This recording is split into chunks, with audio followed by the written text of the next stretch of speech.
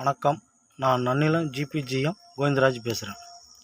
இப்போ அந்த கதையை தொடரும். அதுக்கு முன்னாடி இந்த ஓட்டு போட்டவங்களை பற்றி வாழ்த்து சொல்லியிருந்தேன்.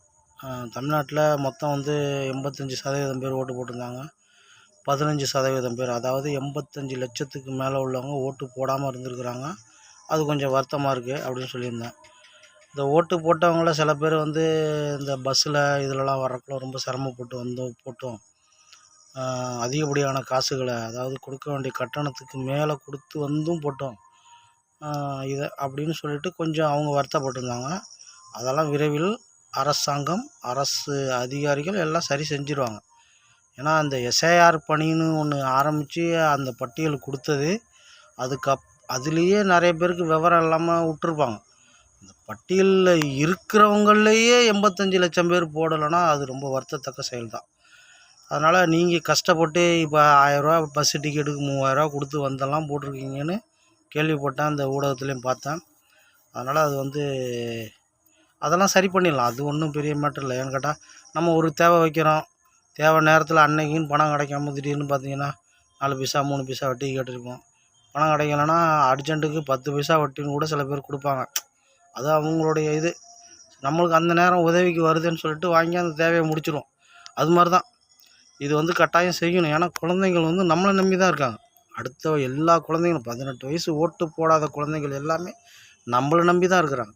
அதனால் நாம் கரெக்டாக நம்மளுடைய ஜனநாயக கடமையை தேர்தல் துறை சொல்கிற மாதிரி அதை கரெக்டாக ஆற்றணும். அதில் சில இழப்புகள் இருக்கும், அதெல்லாம் நம்ம சமாளிச்சுக்கணும். ஏன்னா அது ஒரு ஜாலியான இது தான். நம்ம எப்படி நம்ம சந்தோஷமாக வீடு குடி போகிறோம், இல்லை ஒரு கல்யாணம் நம்ம வீட்டில் தேவைன்னு வச்சா நம்ம அவ்வளோ வலியும் தாங்கிட்டு எப்படி சந்தோஷமாக இது வரும், அது மாதிரி தான் இது.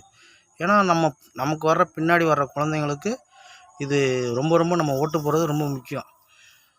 நான் முன்னாடி பதிவில் சொன்ன மாதிரி தான். ஏன் இப்போ ஓட்டு போடாமல் இருந்தால் என்ன அப்படின்னு நீங்கள் ஒரு அலட்சியமாக இருக்கிறது ரொம்ப தப்பான செயல். ஏன்னு கேட்டால், ஒவ்வொரு தொகுதியிலும் மொத்தம் 234 தொகுதியிலும் வெறும் 234 வேட்பாளர்கள் ஒவ்வொரு ஆளுனாலும் அவங்க ஜெயித்தவங்க தான். அது மக்களாட்சி கிடையாது, அதிகார ஆட்சியாக போய்டும். அதனால் நம்மளாக தேர்ந்தெடுக்கணும். ஒட்டுமொத்த 98 99 சொல்லியிருந்தேன். அந்த அளவுக்கு போட்டால் தான் மக்கள் ஆட்சின்றது கன்ஃபார்ம்.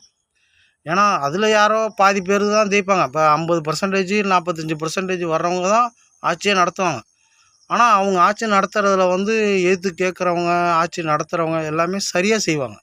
நீங்கள் 98% வாக்குகளுக்கு அடுத்த முறை நீங்கள் ட்ரை பண்ணி போடணும், போட்டே ஆகணும். ஏன்னா நம்மளோட குழந்தைங்க, அடுத்தவங்க குழந்தைங்க, வருங்கால ஏன்னா நம்ம 100 வருஷம் இருப்போம் அதிகபட்சம்.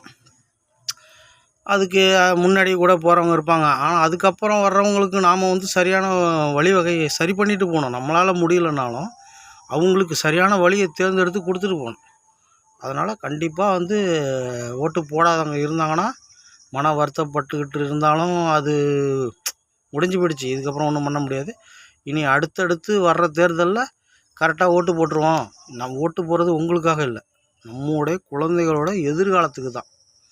ஏன்னா நேற்றுக்கு நீங்கள் குழந்தையாக இருக்கிறப்ப இன்றைக்கி எவ்வளோ கஷ்டப்படுறேன்றீங்க. 1000 ரூபா டிக்கெட்டை 3000 ரூபாய்க்கு வாங்குறேன்றீங்க. நாளைக்கு உங்கள் குழந்தைங்க வரும்பொழுது அந்த இதெல்லாம் இல்லாமல் இருக்கணும்னா நம்ம ஓட்டு போடணும். ஓட்டு போட்டாக்கான தான் அதுக்கு சரியான அதிகாரிகள், சரியான அரசியல் தலைவர்கள் வருவாங்க. அதெல்லாம் நம்ம செய்யணும். சரி, ஓகே. இப்போ கதையை தொடருவோம்.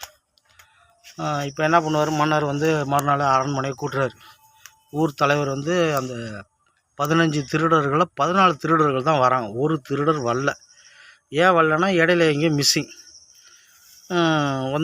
மன்னர் கூப்பிட்டு கேட்குறாரு, 15 பேரில் இருந்தாங்க, ஏன் 14 பேர் இருக்கிறாங்க அப்படின்னு கேட்குறாரு அவையை கூட்டிகிட்டு. இல்லைம்மா, ஒருத்தர் இதுக்கும் அவருக்கும் சம்மந்தம் இல்லை அப்படின்னு சொல்லிவிட்டு அவர் தன்னோட நியாயத்தை சொல்லிவிட்டு போயிட்டார். முடிவு மன்னராகிய நான் தான் எடுக்கணும், அவருக்கு சம்மந்தம் இருக்கா இல்லையான்னு. நீங்கள் எப்படி எடுத்தீங்க? ஊர் தலைவர்னால் உங்களுக்கு நீங்கள் பிடிச்சி ஊர் தலைவருக்கு அந்த பொறுப்பெல்லாம் உண்டு. ஒரு தப்பு நடக்குதுன்னா அதெல்லாம் அவர் கேட்க வேண்டியதெல்லாம் கரெக்டு தான், நான் இல்லைலாம் சொல்ல. என்னுடைய பார்வைக்கு வந்த ஏற்பாடு நீங்கள் அதை எடுத்துக்கூடாது. அதனால் நீங்கள் அதை நான் தான் முடிவு எடுக்கணும். என்னுடைய பார்வைக்கு வராமல் நீங்களே தலையிட்டு அதுக்கான நியாயத்தை வழங்குனீங்கன்னா ஓகே, உங்கள் மேலே ஒன்றும் நான் சொல்ல முடியாது, கரெக்டாக தான் இருக்குன்ட்டு விட்டுருவேன். ஆனால் என்னுடைய பார்வைக்கு வந்த ஏற்பாடு அதில் நீங்கள் தலையீடு இருக்கக்கூடாது. அதாவது யார் அந்த இடத்துல உயர்ந்த பதவியில் இருக்கிறாங்களோ, அல்லது உயர்ந்த அதிகாரத்துலேயோ, அல்லது நீதியை சரியாக வழங்குவாங்கன்ட்டு இப்போ என்ன வரைக்கும் வந்துட்டு நான் தான் இப்போ இந்த நாட்டுக்கு எந்த ஒரு முடிவு எடுக்கிறதா இருந்தாலும் எடுக்கணும். என்னன்னில நீங்கள் விடக்கூடாது. எப்படி விட்டீங்க? அவனை பிடிச்சிட்டு வாங்க, அவனை பிடிச்சிட்டு அழைச்சிட்டு வாங்கன்னு சொல்லிவிட்டு இந்த பாக்கி இந்த 14 பேரையும் அவன் வந்தோடனே தான் விசாரணையே தொடங்குவேன் அப்படின்னு சொல்லிவிட்டு இவங்களை எல்லாரையும் ஜெயிலில் அடைங்க. அவங்க இந்த 15 பேர்த்தோட குடும்பத்தார்களும் வரணும், அவங்கள்ட்டையும் நான் விசாரணை நடத்துவேன் அப்படின்னு சொல்லிடுறாரு. இது முடிஞ்சிருது. அடுத்தது அங்கே அரண்மனையில் உள்ள நம்ம இந்த கல்வி சம்மந்தமான வேலைகள்லாம் ஆகிட்டுருக்கா.